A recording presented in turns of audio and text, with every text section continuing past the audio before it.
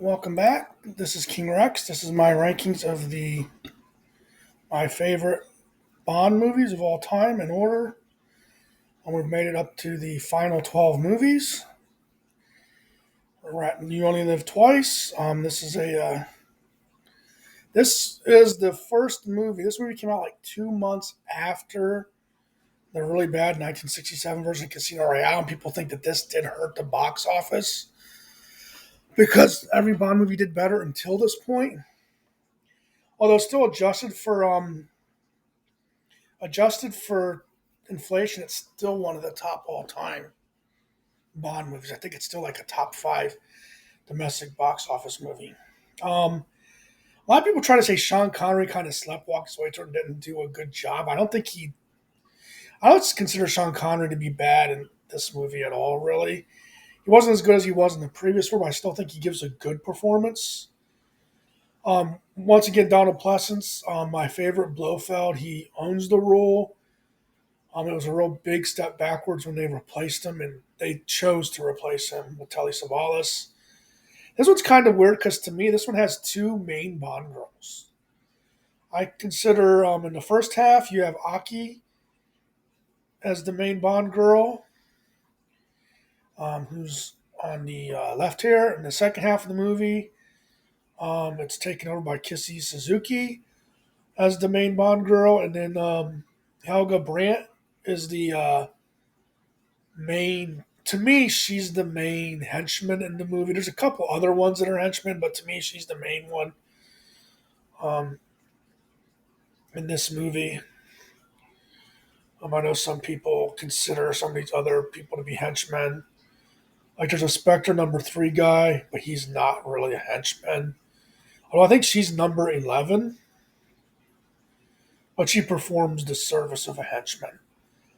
Then there's a big, tall blonde guy, which is kind of cut out in the like Red Grant. That's a henchman in it too, but I don't really consider him as a main henchman. He just kind of fights Bond, but she's like a main henchman. She tries to kill him once, and she has a meeting with Blofeld, and Blofeld ends up dropping her into a pool of piranhas, basically, showing how evil and ruthless he is, which is one of the great things. They showed that he was an evil, ruthless person. Helga Brandt is a lot like Fiona Volpe, and I think she gets hurt by that comparison because Fiona Volpe did just such an amazing job. And if you didn't know better, I could see people actually thinking that it is the same person again if they didn't recognize that Volpe was actually killed in Thunderball. The main plot is they're trying to start a nuclear war by stealing the the spaceships of the Soviet Union and the United States. This is the one where you get the underground inside of hollowed out volcano lair, which is a very interesting and beautiful set piece. A lot of people don't like the fact that at a point in the movie they try to make James Bond look Japanese and he doesn't, and that's I can kind of see, but he's supposed to be in a disguise. It's like they're trying to say, well, he is Japanese. The movie set up that they think James Bond has been killed. That's where the "You Only Live Twice" comes from, because they thought he was dead, but it was all a ruse. Um, this is the film where he meets face to face with Blofeld. I think really this is this high up because Donald Pleasance does such a great job. I think the scenes inside his lair, his hollowed out volcano lair, is great. The end is great in this movie.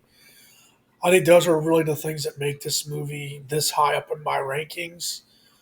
Um, if it might have, you could kind of argue that it's not really much better than Thunderball, but this movie just seems to have better pacing than Thunderball. Although I like Thunderball's probably other than Donald Pleasance, I'd probably say I like the cast. You got Sean Connery either way. I'd say I probably like Thunderball's cast better.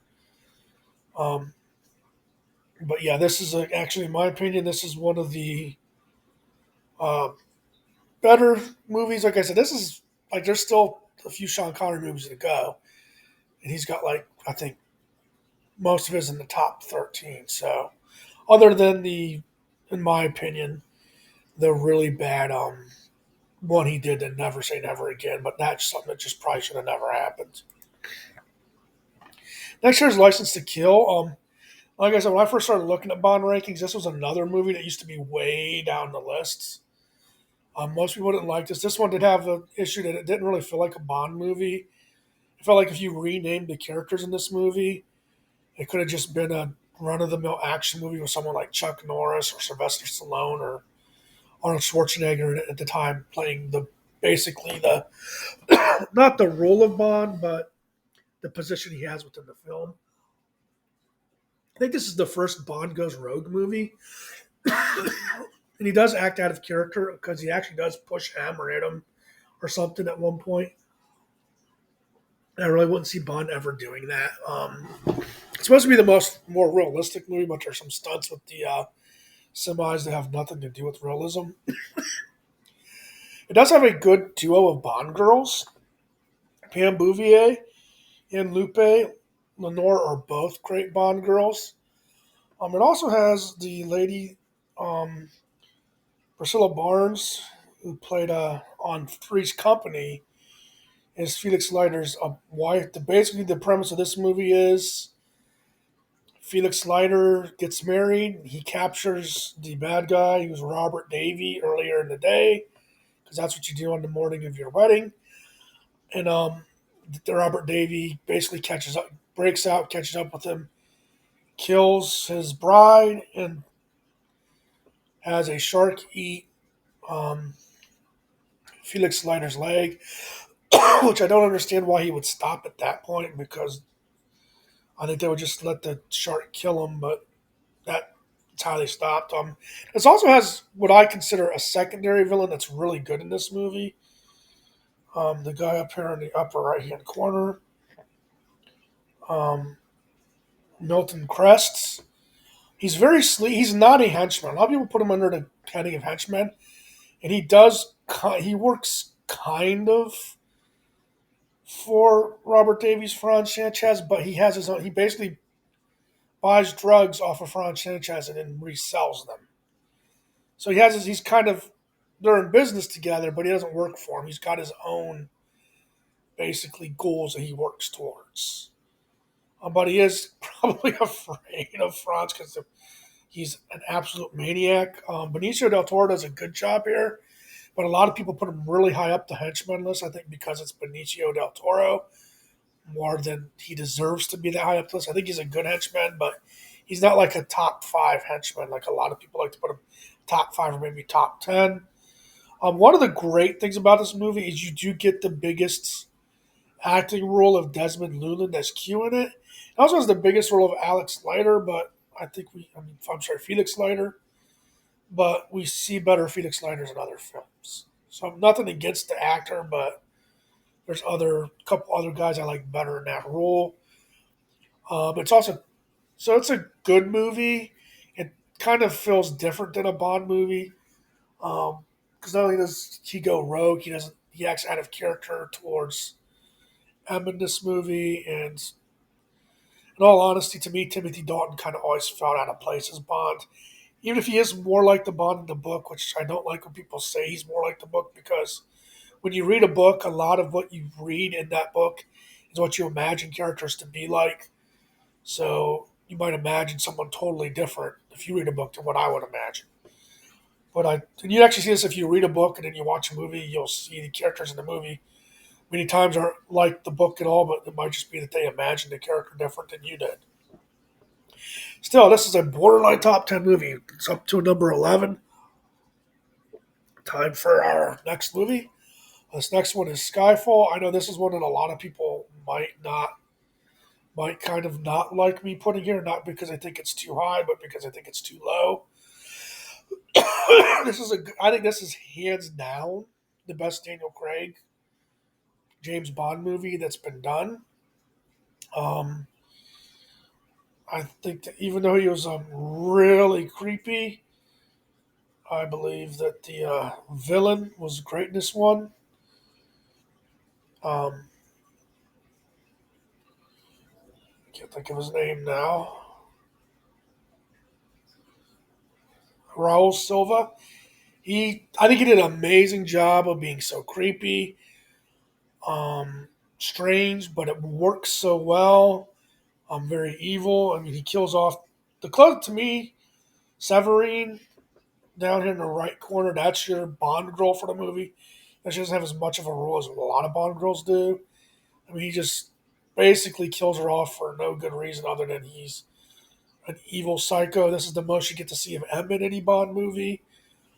Um, you get introduced to the new Moneypenny, which Naomi Harris does a very good job as Moneypenny. I like the banter between her and Bond, even though it's a totally different feel than the banter that all the other Bonds had with the Moneypennies. Because in all the previous iterations, the Moneypenny had a crush on Bond. She doesn't, but they do have a good banter back and forth. But I do not like the new Q. I mean, the guy looks like he's a 17-year-old, like computer nerd guy. He's not old enough to be put in that position. To me, he's just not a believable or likable Q. Um, I know no one will ever be Desmond Llewellyn, but at least John Cleese did a good job in the role.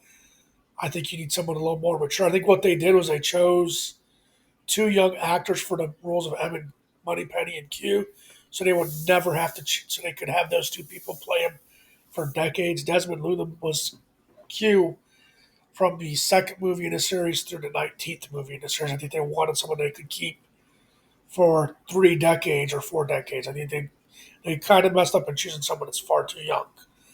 I do like I said, this is hands down the best Daniel Craig Bond movie. The only issue is that I mean, and I think people kind of gloss over this. They say Daniel Craig's the most realistic Bond, but like the initial train scene where he drives a motorcycle to an embankment and throws himself over a bridge onto the top of a train. If he wouldn't get knocked out from that, I don't think he could catch the train and hang on to it. But if he managed to do that somehow, he would be injured. Then he gets shot in the chest twice by an assassin that doesn't really kill him. Then he gets shot accidentally by Moneypenny and falls over 300 feet into the water below, which would probably kill him. Then he goes down to the bottom and goes over a waterfall, which doesn't kill him. It's like, I don't think anyone could survive all of those things. So he says the most realistic. None of that's realistic. It's entertaining to watch. It's a very entertaining movie, but it's no more realistic than any of the other ones. And Silva's whole plan to get caught and to know that his computer would get plugged in at the right time so he can escape his prison cell and all the other crazy stuff that would have to line up like clockwork. That is nowhere near realistic. Like I said, once again, very entertaining, far and away the best Daniel Craig Bond movie. He actually seems like Bond in this movie. That's the issue with Daniel Craig is before this he didn't seem like Bond very much, and after this you could tell he didn't enjoy himself and the writing was so bad in the two movies after this. That's what at least had good writing.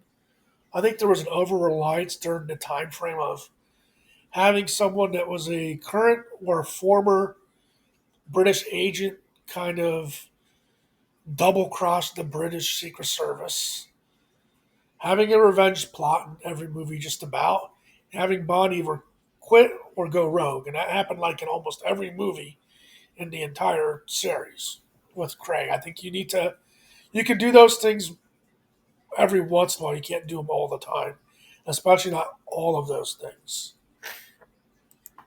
Next is The Man with the Golden Gun. This movie is, in my opinion, one of the better Bond movies. It has, in my opinion, actually, I would say the second best villain of all the Bond movies, and Christopher Lee. Um, the name is really hard to pronounce. He has in this Franciscus Caramanga, but I think he's an amazing villain. He does the best job I think any villain does. I know Alex Trevelyan was supposed to do the job of being like the same as Bond, but the evil version. I think he's better at it. He's got the class, he's got the style, but he's a gun for hire.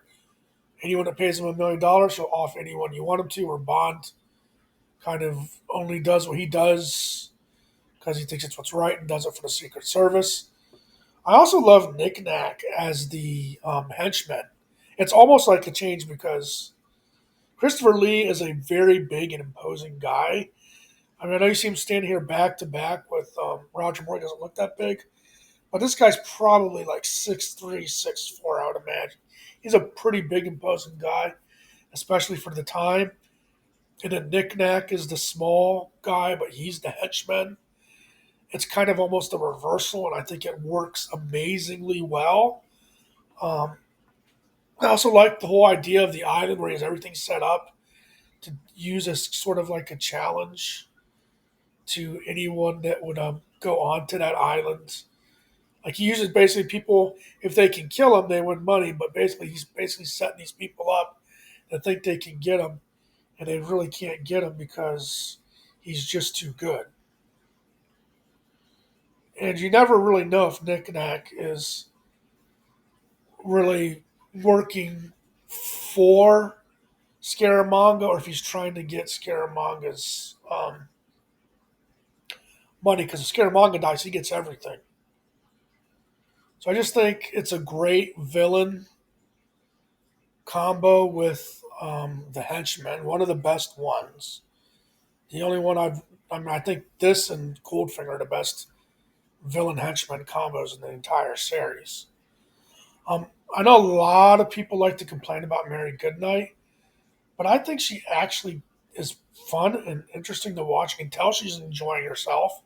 I know she does a couple kind of ditzy things, but I think she's supposed to be a very new and green agent, so I think it kind of works. Like I said, entertaining movie. Just kind of have to be ready for Sheriff Pepper because he does go a little overboard. But other than that, and I don't like to slide whistle, so a very good Bond movie. Obviously, top 10. All right, I went one too far, so you know what number 7 is now. Live and Let Die. This is Roger Moore's first. This movie, to me, has a lot of really good things going for it. One of the main ones is not only is Roger Moore great in it, I really like Solitaire, played by Jane Seymour as a Bond girl, but just Yaphet Kotto, who plays Mr. Big, and he has a whole menagerie of henchmen. So instead of having like one main henchman or two, he's got a bunch of them that just work. He's got an agent in Rosie Carver that works for him. He's got Baron Samid, who's the voodoo priestess guy. He's got Whisper, who's interesting, who tries to off Bond a couple times. He's got T.H. Johnson, who's good. There's another guy, I can't think of his name, but he's actually the guy that drives Bond in the cab. Like I said, like I said, you just got a lot of good and interesting henchmen. You never seen this many good, interesting henchmen put together in one movie. You usually get one, maybe two. He's got a whole menagerie of henchmen that are good. Plus, he does a great job playing the villain. The only thing I think you could kind of argue against this movie, he does die in kind of a ridiculous way. But other than that, like I guess if you, but they're a little campy. But I think it's supposed to be a little campy. I know a lot of people don't like all the don't like the voodoo stuff, but I think the movie works really well. Um, and like I said, I really like this movie. I really like Solitaire. I think she's very interesting. I think she gets underrated sometimes. She's not like the thing. She's a once she's past being the card reader, she's kind of like a normal person. And stuff's too much for her, which is what it should be. Okay, now I'm going the wrong way. Tomorrow Never Dies is the next one. This is another one. Well, other than a few choices with casting and Die Another Day, almost all the casting I think around Pierce Brosnan was pretty good. Elliot Carver's a great Bond villain. He's the type of guy you think he's a guy that runs this what he news business wouldn't be as flamboyant as he is, but it works. People don't like Terry Hatcher in this role, but I don't think she's that bad. I think it's a case of they know the actress, they don't like her, so they don't like her in the role. Um, Stampers are pretty good, especially for a the blonde's kind of Aryan bad guy henchman. He does a good job in it. Dr. Kaufman is amazing in this. He's one of those guys that you wish you had more of. Um, Jack Wade by Joe Don Barker, another one that's amazing in this. He's in two. He's in one Bond film as a bad guy. He gets this in another film as a Bond ally. He's good in these roles. Henry Gupta, the guy you see here below Carver to the right of Terry Hatcher, he was actually a magician. I really like his role within the film too. I think there's just a great casting here. I know some people aren't going to like this, but Michelle Yeoh as Wei Lin. I don't like that they have her get with Bond at the end of the film because it's pretty obvious the whole way through that that's not going to happen this time. And then in the end, she does. So that's the only complaint I have about this one. Next up is Octopussy. Another great Bond film, in my opinion. I think this one's probably one of the most underrated Bond films of all time. People think it's overly campy, but I think this is a great Bond film. I really like a lot of the casting around um, Roger Moore. This is one of my. This is a film that I always liked. Maud Adams does a great job as Octopus. I really loved Kristen Wayborn as Magda. I always liked that character. Gobinda does a great job as a henchman. I mean, to have another silent henchman that's as good as Gobinda after you had Odd Job and you had Jaws, who only said one line. And Odd Job makes like one kind of scream thing. To have another really good one, I think it was hard to do that, and it works. Kamal Khan to me is a great villain. I think people kind of underestimate. They think look at him as like a co-villain, but really what he was doing was he was manipulating Octopussy. He was manipulating the General Orlov to get his ends met, which he wanted to smuggle the jewelry out of um, Eastern Europe, and he works towards those ends with Octopussy and her circus, and with the general and him wanting to like basically have the West take their nukes out by having a nuclear accident. I think he works so well towards his ends in this movie. Um, Great villain, great two great women. I definitely like Magda better. Great secondary villain, great performance. People always complain about Bond in a clown suit, but if you actually watch the movie and see that in context, he's only wearing a costume because he has to sneak in. That's a very tense moment in the movie. I think people are just like wrong in condemning that. It's them looking for something to say bad about the film when there's nothing else they really have. It's like, oh, I can pick on this one thing because I can't say the movie's bad in any other way. The World Is Not Enough is the next film on my set of movies. This is another one. I think this is one where we have a great villain. Um, Electra does an amazing job as a villain, the first female main villain in this series. Um, I think that she's underrated as a villain. I think she's at least top five. Most people act like she just didn't do a good job. I know it's kind of obvious she's going to be bad before it shows that she's a villain, but it works. One of the more overrated things in this film, I think, is everyone likes to attack Denise Richards as Dr. Christmas Jones. It's like, she's unbelievable for being that smart because she's too pretty. It's like, all these Bond girls are too pretty. Like, any of them that's competent are too pretty to be as competent as they are.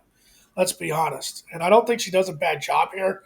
I think it's that people know who she is as an actress. They don't like her, so they go after her. I always enjoyed watching her in this film. We get a good sort of Bond ally and Valentine here. Bernard is skillfully played by Robert Carlyle. He does such an amazing job. I've seen him in other things. I didn't quite recognize him right away. I think this might be, well, I guess Octopus. This and Octopus are probably the two most underrated Bond movies ever. People act like these movies aren't good. If you watch them, it's a great time to watch. I think the casting's good in these movies. I think people just kind of try to nitpick them because there's nothing wrong with them. They want to find something wrong with them. Promotion with Love. This is another great Bond movie. This one I had trouble between this one and the next one on the list because they're both so even, in my opinion. So really, this one could be one step up. One of the best henchmen in Red Grant. I actually like the secondary henchman slash bad guy here. And Kronstein, I like the whole chess aspects. Kleb is a great female. She's a female villain too. So I guess she's to me she's the main villain because she's the main one Bond has to fight. Even though we do have Blofeld, but we don't see much of him. It's kind of why I took the picture of the cat. A great like spy movie. Yeah, it doesn't have all the action packed in it that later ones do, but it just works as a great story. Very tense moments on the train. Very tense moments when they're in Istanbul. Great villains, great allies to Bond. Tatiana's a great Bond girl because we don't know if she's going to go with or against Bond until the very end of the movie, which I think just makes this thing work so much better because we really don't know how she's going to be, if she's going to be do help Bond or go against him because she's working for Rosa Klebb in the early part of the movie, but then she basically switches sides. This is a so I don't think everyone I think has this one in their top five. This one too, Goldfinger. It's really kind of hard to even put these two movies this low, which tells you how good they are. Odd Job and Goldfinger are, I would say, the best villain henchman combo. Um, just perfectly written for both of these, perfectly acted. Three Bond girls. I like Jill Masterson the best. Most people put Pussy Galore higher up on the list. Once again, three Jill Masterson, Tilly Masterson, Pussy Galore, three great Bond girls. This is the movie where the Aston Martin shines. Goldfinger's Rolls Royce is a big part of this movie as well. This movie's just good from beginning to end. It's literally a classic. I mean, I don't think anyone will disagree. Top two, people might disagree a little bit on, but these two, they won't disagree that they're up high, but they probably disagree where they're at. Number two is GoldenEye. Another great movie, great cast. Like I think everyone in this movie is well cast. This might be the best cast movie of all of the movies that are Bond movies. Um, I Pierce Brosnan's first movie. Everything he does works well in this movie. Um, like I said, you got Famke Janssen, who does an amazing job as a femme fatale. Natalia is a great Bond girl. The General's great in his role. That's the only thing with Alec Trevelyan. He almost gets outshined by the other villains in this movie because they all do such a great job. Couple good Bond allies, Valentine and Jack Wade are both in this as Bond allies. I think Samantha Bond was a great choice to play um, Moneypenny. So I think that this is a great Bond movie. At number one, if you've been paying attention, we have The Spy Who Loved Me. I just think this is the best Bond film. I think it captures everything so well. The only more quintessential Bond film maybe would be Goldfinger. But you got Jaws, my favorite of all the henchmen. Barbara Bach is my favorite Bond girl. I think she just does an amazing job playing James Bond's equal in the film. Naomi's a great like femme fatale secondary Bond girl. Stromberg does a good job. He gets outshined a little bit by Jaws, but I think Jaws would outshine just about any villain in the Bond series. Oh, I love the whole idea of the underwater lair that they do. I The opening scene to me is the best opening scene. I think the way the skiing and the way the music works in it. And then you have them jump off the cliff and open the parachute with the Union Jack on it. Like I said, to me, this is just quintessential Bond. What Bond should be. It's Roger Moore's best performance. Even people that are not Roger Moore fans will generally put this in the top five, maybe at the worst top 10 Bond films. I've never really heard anyone say this is not a good Bond film. So for me, this is the number one best Bond film of all time. Um, Sad if you agree, disagree, like, share, comment, subscribe, and have a great day.